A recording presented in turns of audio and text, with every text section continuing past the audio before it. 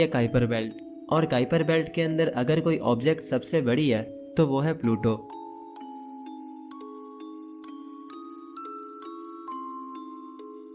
In fact Pluto एक ऐसी जगह पर है जहां सनलाइट 1% से भी कम पहुंचती है और उस जगह पर टेम्परेचर -200 डिग्री सेल्सियस से भी नीचे चला जाता है, जो कि इतना ठंडा है कि ये आपकी हड्डियों को भी जमा देगा। तो बस यूं समझ लो कि प्लूटो वहाँ है जहाँ अंधेरा है, ठंड है और शायद और भी बहुत कुछ, जिस सब के बारे में हम आज की इस वीडियो में डिटेल से डिस्कस करेंगे। तो जी हाँ दोस्तों, आज की ये वीडियो प्लूटो पर होने वाली है, क्योंकि जब से मैंने स्पेस पर वीडियोस बनाना स्टार्ट किए हैं तब से मैंने हमेशा अपनी वीडियोस में यही बोला है कि हमारे सोलर सिस्टम में 8 प्लैनेट्स हैं। क्योंकि अगर हम गूगल पर भी सर्च करते हैं तो गूगल भी हमें यही बोलता है कि सोलर सिस्टम में 8 प्लैनेट्स हैं, जिनमें मरक्यूरी पहला है और नेपच्यून आखिरी प्लैनेट है। अब सवाल ये है कि प्लूटो कहाँ गया। तो ये एक ऐसा सवाल है जो कि मुझे कमेंट्स में सबसे ज्यादा पूछा गया। Where is Pluto? प्लूटो कहाँ है? Is Pluto not in our solar system? Pluto के बारे में शायद आप भूल गए हो। और भाई अगर सोलर सिस्टम में 8 प्लैनेट्स हैं तो फिर प्लूटो आखिर कहाँ है? तो यार आप लोगों के लिए मैं इतना ही बोलूँगा कि टेंशन मत लो, क्योंकि आज की इस वीडियो में आपको इन सभी सवालों के जवाब मिलने वाले हैं। वैसे तो मुझे डेली बहुत से कमेंट्स आते रहते हैं, लेकिन जिस टॉपिक के ऊपर मुझे सबसे ज़्यादा कमेंट्स आए हैं वो प्लूटो ही है। शायद लोग ये जानना चाहते हैं कि प्लूटो के साथ आखिर क्या हुआ और आखिर क्यों अब उसे एक प्लैनेट नहीं माना जाता। लोगों के मन में प्लूटो को लेकर बहुत सारे सवाल हैं और अगर हमें इन सभी सवालों का जवाब जानना है तो उसके लिए हमें प्लूटो की कहानी को भी शुरू से शुरू करना पड़ेगा। यानी हमें वक्त में पीछे जाना पड़ेगा और प्लूटो की डिस्कवरी से लेकर उसके डाउनग्रेड होने तक की कंप्लीट कहानी को डिटेल से डिस्कस करना पड़ेगा। तो हमेशा की तरह ये वीडियो भी काफी इंटरेस्टिंग होगा, इसीलिए इसको एंड तक देखते रहे। प्लूटो को पूरे 76 सालों तक एक प्लैनेट ही समझा जाता रहा। यानी 1930 में जब प्लूटो को पहली बार देखा गया तो इसे 9th प्लैनेट डिक्लेयर कर दिया गया और फिर 1930 से लेकर 2006 तक यानी पूरे 76 सालों तक इसे एक प्लैनेट ही समझा गया। तो अगर आप 2006 से पहले के स्कूल किड हो तो आपने अपनी स्कूल बुक्स में डेफिनेटली यही पढ़ा होगा कि सोलर सिस्टम में 9 प्लैनेट्स हैं और प्लूटो आखिरी प्लैनेट है। वेल प्लूटो काफी लंबे टाइम तक प्लैनेट्स की लिस्ट में था, तो लोगों के लिए शायद ये बात हजम करना मुश्किल है कि प्लूटो अब एक प्लैनेट नहीं है। दोस्तों 2006 में प्लूटो को प्लैनेट्स की लिस्ट से हटा दिया गया और उसे एक ड्वार्फ प्लैनेट डिक्लेयर कर दिया गया। यानी यूं समझ लो कि प्लूटो अब एक प्लैनेट नहीं है बल्कि एक एस्ट्रॉइड है। अगर आप गूगल पर लिखो कि प्लूटो का नेम अब क्या है तो गूगल बोलेगा एस्ट्रॉइड नंबर 134340। अब ये सब कैसे हुआ, क्यों हुआ, चलो थोड़ा डिटेल से समझते हैं। दोस्तों ये कहानी शुरू हुई थी 1905 में, क्योंकि 1905 में एक साइंटिस्ट थे जिनका नाम था पर्सिवल लोवेल। उन्हें ये लगता था कि नेपच्यून आखिरी प्लैनेट नहीं है बल्कि इसके पीछे एक प्लैनेट और भी है जो कि हमारी नजरों से अब तक छुपा हुआ है। क्योंकि जब उन्होंने यूरेनस और नेपच्यून के ऑर्बिट्स को अच्छे से स्टडी किया तो उन्हें ये फील हुआ कि कोई चीज इन दोनों प्लैनेट्स के ऑर्बिट को डिस्टर्ब कर रही है, और वो चीज और कुछ नहीं बल्कि एक बहुत बड़ा प्लैनेट है जिसे वो नाम देते हैं प्लैनेट एक्स। खैर वो चाहते थे कि वो प्लैनेट एक्स को डिस्कवर करें, बट अनफॉर्चुनेटली उनकी डेथ हो जाती है और उनकी ये डिस्कवरी अधूरी रह जाती है। दोस्तों पर्सिवल लोवेल की एक ऑब्जर्वेटरी भी थी जिसका नाम था लोवेल ऑब्जर्वेटरी। 1915 में उनकी डेथ हुई थी और 1915 से लेकर 1929 तक यानी पूरे 14 सालों तक उनकी ऑब्जर्वेटरी में काम करने वाले एस्ट्रोनॉमर्स ने प्लैनेट एक्स को ढूंढने की भरपूर कोशिश की, बट पूरे 14 साल कोशिश करने के बाद भी वो नाकाम रहे और उन्हें प्लैनेट एक्स नहीं मिला। खैर 14 साल ऐसे ही गुजर गए और फिर 1929 में एक नए एस्ट्रोनॉमर ने उनकी ऑब्जर्वेटरी को ज्वाइन किया जिनका नाम था क्लाइड टॉम्बो। दोस्तों क्लाइड टॉम्बो एक यंग एस्ट्रोनॉमर थे और उन्होंने सिर्फ 1 साल में ही वो काम कर दिखाया जो पिछले 14 सालों में कोई ना कर सका, और वो काम था प्लैनेट एक्स को ढूंढ निकालना। जी हाँ दोस्तों, क्लाइड टॉम्बो ने प्लैनेट एक्स को ढूंढ निकाला। वो पूरे 1 साल तक टेलीस्कोप से आसमान के सितारों को देखते रहे और ये कोशिश करते रहे कि उन्हें कोई ऐसा सितारा नजर आ जाए जो कि मूव कर रहा हो, क्योंकि अगर कोई सितारा मूव करता है तो इसका मतलब वो सितारा नहीं है बल्कि एक प्लैनेट है। बिकॉज स्टार अपनी जगह पर फिक्स रहते हैं बट प्लैनेट नहीं रहते। तो क्लाइड टॉम्बो ने पूरे 1 साल तक स्टार्स को अच्छे से ऑब्जर्व किया और जनवरी 1930 में आखिरकार उन्होंने एक ऐसा सितारा ढूंढ निकाला जो कि अपनी जगह से हिल रहा था। पहले तो उन्हें ये लगा कि शायद ये कोई मिस्टेक हो सकती है, लेकिन जब उन्होंने लगातार कई दिनों तक उस स्टार की इमेजेस ली तो उन्हें ये कंफर्म हो गया कि वो कोई स्टार नहीं बल्कि एक प्लैनेट है, क्योंकि वो अपनी जगह पर फिक्स नहीं था बल्कि वो एक पॉइंट से दूसरे पॉइंट की तरफ मूव कर रहा था। तो फाइनली उन्होंने एक मूविंग स्टार ढूंढ निकाला और यूं प्लैनेट एक्स डिस्कवर हुआ। दोस्तों प्लैनेट एक्स अब डिस्कवर हो चुका था लेकिन प्रॉब्लम ये थी कि एस्ट्रोनॉमर्स से उस प्लेनेट का नाम डिसाइड नहीं हो पा रहा था। उनके पास बहुत सारे नेम्स की सजेशन आने लगी, जैसे क्रोनस, एटलस, एरेबस, पर्सिफोन और प्रोमीथियस वगैरह वगैरह। खैर उनके पास बहुत सारे नेम्स थे, लेकिन उन्हें नहीं लगता था कि इनमें से कोई भी नाम इस प्लेनेट के लिए परफेक्ट होगा। तो काफी सारे सजेशंस आने के बाद उन्हें जो नाम सबसे अच्छा लगा वो था प्लूटो। दोस्तों मजे की बात यह है कि ये नाम एक 11 साल की छोटी सी बच्ची ने सजेस्ट किया था, जिसका नाम था वेनेशिया बर्ने। वेनेशिया को लगा कि प्लूटो नाम इस प्लेनेट के लिए परफेक्ट रहेगा, क्योंकि दोस्तों रोमन मैथोलॉजी में प्लूटो एक ऐसे गॉड का नाम था जो कि अंडरवर्ल्ड पर राज करता था।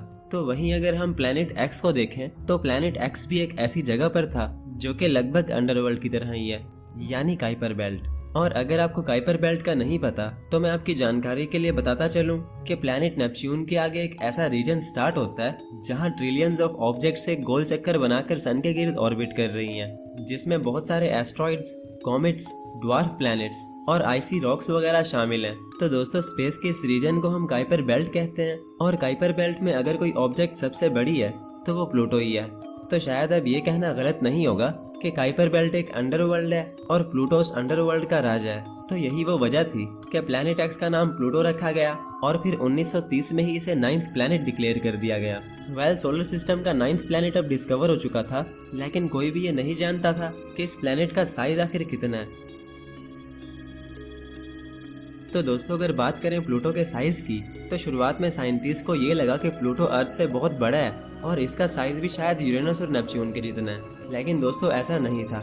दोस्तों जैसे जैसे प्लूटो को स्टडी किया जाता रहा तो ये पता चलता गया कि प्लूटो ना तो अर्थ से बड़ा है और ना ही ये हमारी अर्थ के जितना है, बल्कि असल में ये तो हमारे मून से भी छोटा है। जी हाँ दोस्तों, प्लूटो का साइज हमारे मून का लगभग आधा है, और अगर हम प्लूटो का साइज अर्थ से कंपेयर करें तो अर्थ की चौड़ाई प्लूटो से 6 गुना ज्यादा है, और अगर अर्थ के अंदर प्लूटोस को भरा जाए तो इसमें लगभग 170 प्लूटो आराम से फिट आ जाएंगे। तो इससे आप खुद ही अंदाजा लगा लो कि प्लूटो कितना छोटा होगा। तो ये तो हो गया प्लूटो का साइज।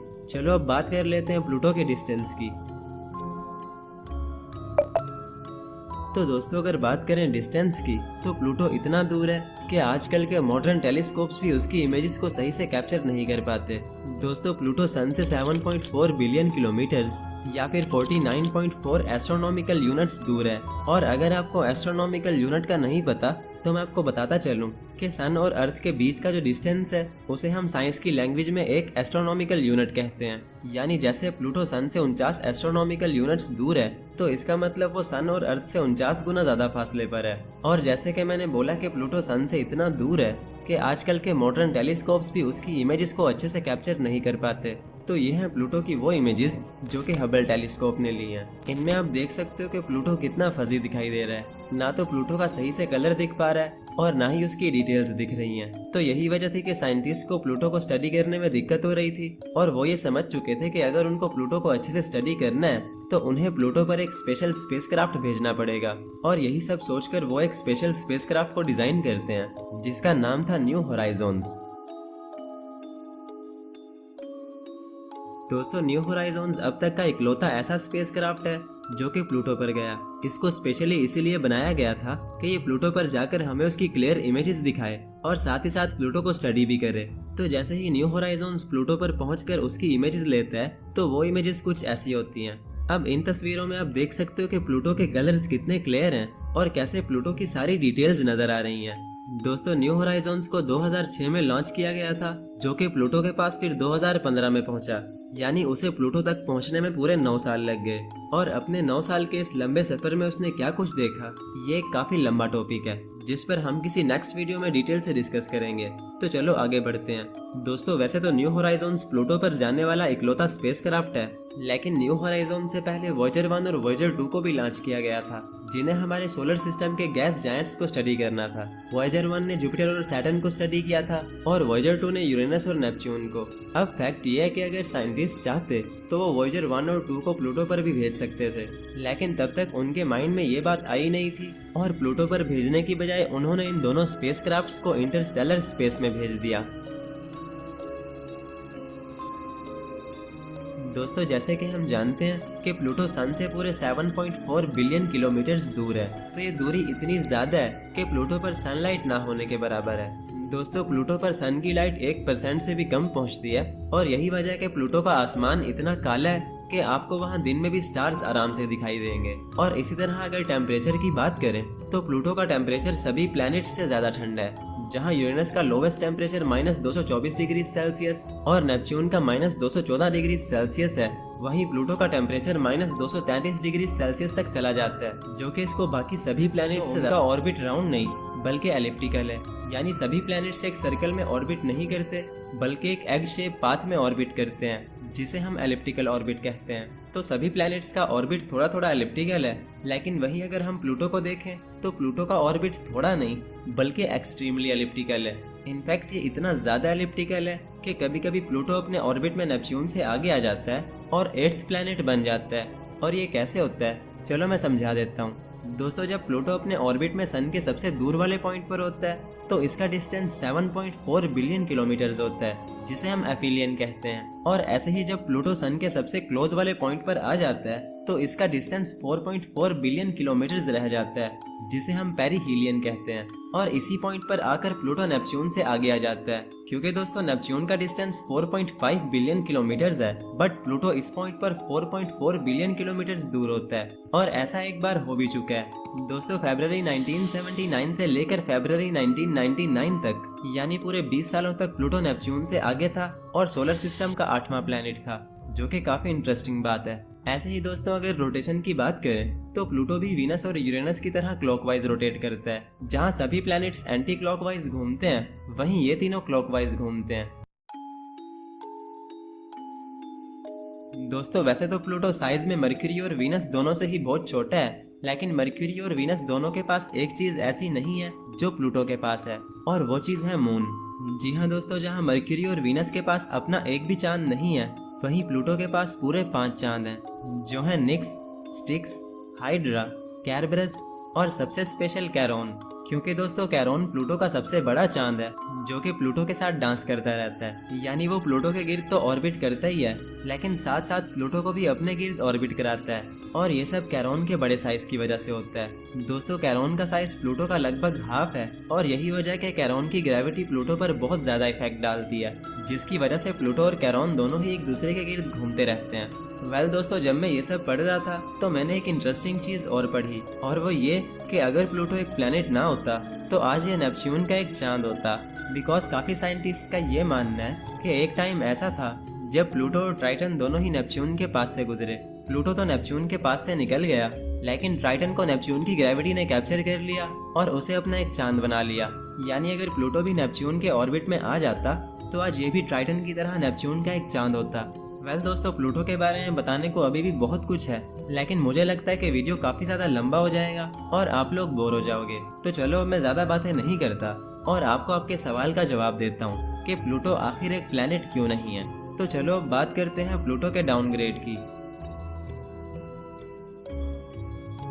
दोस्तों 1930 से लेकर 2006 तक, यानी पूरे 76 सालों तक प्लूटो एक प्लेनेट रहा, बट 2006 में प्लूटो को प्लेनेट की लिस्ट से हटा दिया गया। और ऐसा क्यों हुआ, चलो समझ लेते हैं। दोस्तों बात कुछ यूं है कि प्लूटो के अलावा और भी बहुत सारी ऑब्जेक्ट्स ऐसी हैं जिन्हें प्लेनेट बनाया जा सकता था। जैसे सीरिस नाम के इस ड्वार्फ प्लेनेट को ही देख लो। ये ड्वार्फ प्लेनेट मार्स और जुपिटर के बीच यानी एस्ट्रॉइड बेल्ट में मौजूद है, तो ये भी तो एक प्लेनेट बन सकता था ना। इसके अलावा दोस्तों काइपर बेल्ट में भी बहुत सारे ऑब्जेक्ट्स और ड्वार्फ प्लैनेट्स ऐसे हैं जो कि सन के गिर्द ऑर्बिट कर रहे हैं, जैसे एरिस, हाउमिया और माके वगैरह वगैरह। तो अब अगर इन सभी ऑब्जेक्ट्स को प्लैनेट्स बना दिया जाता तो सोलर सिस्टम में इतने ज्यादा प्लैनेट्स हो जाते जिनका शायद नाम याद करना भी मुश्किल हो जाता। तो यही सब सोचकर 2006 में IAU यानी इंटरनेशनल एस्ट्रोनॉमिकल यूनियन के एस्ट्रोनॉमर्स ने एक प्लैनेट के लिए कुछ शर्तें रख दी। उनके मुताबिक अगर कोई ऑब्जेक्ट उन सारी शर्तों को पूरा करेगा तो वही ऑब्जेक्ट एक प्लैनेट बनेगा। और वो शर्तें ये थी, प्लैनेट को एक सेलेस्टियल बॉडी होना चाहिए और सन के गिर्द ऑर्बिट करना चाहिए, जो कि प्लूटो करता ही है। प्लैनेट के पास इतना मास होना चाहिए कि वो अपने आप को ऑलमोस्ट एक राउंड शेप में ढाल सके, तो प्लूटो ये शर्त भी पूरी करता है। प्लैनेट को एक मून नहीं होना चाहिए, तो प्लूटो कोई मून तो है नहीं। चौथी और आखिरी शर्त, प्लैनेट के ऑर्बिट में उसका नेबरहुड क्लियर होना चाहिए। अब इसका क्या मतलब? वेल, पहले तो मुझे भी इसका मतलब समझ नहीं आया था, लेकिन काफी स्टडी करने के बाद मुझे समझ आ गया। दोस्तों इसका मतलब है कि प्लैनेट के पास एटलीस्ट इतनी ग्रेविटी होनी चाहिए जिससे वो अपने ऑर्बिट को क्लीन रख सके। यानी वो अपने ऑर्बिट में आने वाली किसी भी चीज को अपनी ग्रेविटी से ही धक्का मारकर ऑर्बिट से बाहर निकाल दे, फिर चाहे वो कोई एस्ट्रॉइड हो या फिर कोई ड्वार्फ प्लैनेट। तो अनफॉर्चुनेटली प्लूटो ये शर्त पूरी ना कर सका। प्लूटो के पास इतनी ग्रेविटी नहीं है कि वो अपना ऑर्बिट क्लीन रख पाए, और यही वजह है कि प्लूटो को 2006 में ही प्लैनेट्स की लिस्ट से निकाल दिया गया और उसे एक ड्वार्फ प्लैनेट डिक्लेयर कर दिया गया, यानी ऐसा प्लैनेट जो कि इन सभी कंडीशंस में से कोई ना कोई कंडीशन मिस कर रहा हो। तो अगर आपने अपनी बुक्स में प्लूटो को एज ए 9th प्लैनेट पढ़ा था तो डेफिनेटली आपको अब थोड़ा सैड फील हो रहा होगा, क्योंकि छोटा प्लूटो कभी बचपन में छोटे बच्चों का फेवरेट प्लैनेट हुआ करता था। तो आई होप आपको आपके सभी सवालों का जवाब मिल गया होगा और इस वीडियो से कुछ नया सीखने को भी मिला होगा। आपको तो पता ही है कि इन वीडियोस पर कितनी स्टडी होती है और फिर इनकी कितनी ज़्यादा एडिटिंग करनी पड़ती है। तो यार मेरी इस